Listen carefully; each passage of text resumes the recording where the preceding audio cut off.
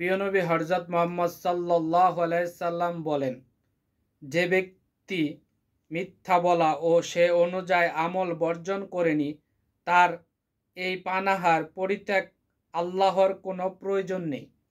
সহিহ বুখারী 1782 নম্বর হাদিস। আসসালামু আলাইকুম ওয়া রাহমাতুল্লাহি ওয়া বারাকাতুহু। প্রিয় নবী হযরত মুহাম্মদ সাল্লাল্লাহু আলাইহি সাল্লামের গুরুত্বপূর্ণ কিছু হাদিস নিয়ে আলোচনা করব। আপনি জানবেন এবং অন্যকে জানার সুযোগ করে দিবেন ইনশাআল্লাহ।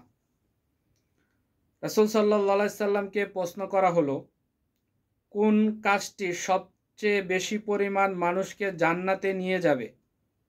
কোন কাজটি সবথেকে বেশি পরিমাণ মানুষকে জান্নাতে নিয়ে যাবে? প্রিয় নবী হযরত মুহাম্মদ সাল্লাল্লাহু আলাইহি সাল্লাম বললেন, আল্লাহর ভীতি ও উত্তম চরিত্র। সহিহ বুখারী 2008 নাম্বার হাদিস। রাসূলুল্লাহ সাল্লাল্লাহু আলাইহি সাল্লাম বলেন, তোমরা সেহরি খাও, কেননা সেহরিতে বরকত রয়েছে। সুবহানাল্লাহ। সহিহ মুসলিম 2422 নম্বর হাদিস। রাসূলুল্লাহ সাল্লাল্লাহু আলাইহি সাল্লাম বলেন, যে ব্যক্তি বিনা ওযরে একটি সিয়াম ভাঙবে, সে তার সারা জীবন সিয়াম রাখলেও তার ক্ষতিপূরণ দিতে পারবে না। ইবনে মাজাহ 1661 নম্বর হাদিস। রাসূলুল্লাহ সাল্লাল্লাহু আলাইহি সাল্লাম বলেন, ইফতারের সময় দোয়া করলে রোজাদারদের দোয়া কবুল করা হয়। সুবহানাল্লাহ। তিরমিজি 766 নম্বর হাদিস। প্রিয় নবী হযরত মুহাম্মদ সাল্লাল্লাহু আলাইহি সাল্লাম বলেন, আল্লাহ তার বান্দাকে বলেন, রোজা ব্যতীত আদম সন্তানের সমস্ত কাজ তার নিজের জন্য, কিন্তু রোজা আল্লাহর জন্য। সুবহানাল্লাহ। সহিহ বুখারী 1904 নম্বর হাদিস। আশা করি আপনারা হাদিসগুলো বুঝতে পেরেছেন।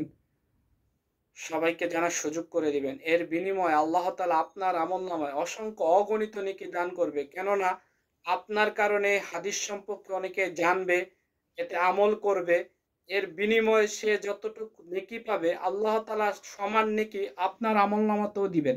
সুবহানাল্লাহ, সুবহানাল্লাহ। রাসূলুল্লাহ সাল্লাল্লাহু আলাইহি সাল্লাম বলেন, যে ব্যক্তি ধোঁকাবাজি করে তার সাথে কোনো সম্পর্ক নেই।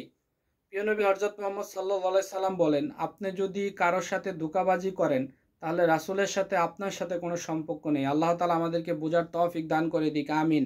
সহিহ মুসলিম 102।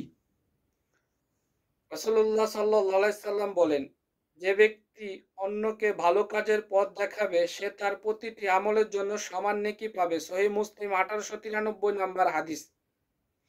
রাসূলুল্লাহ সাল্লাল্লাহু আলাইহি সাল্লাম বলেছেন, যে ব্যক্তি কাউকে ভালো কাজের পথ দেখাবে, সে তার প্রতিটি আমলের জন্য সমান নেকি পাবে। সুবহানাল্লাহ, সুবহানাল্লাহ।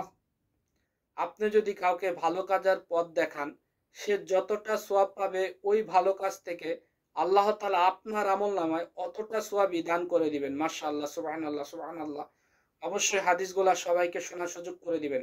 আসসালামু আলাইকুম ওয়া রাহমাতুল্লাহি ওয়া বারাকাতুহু।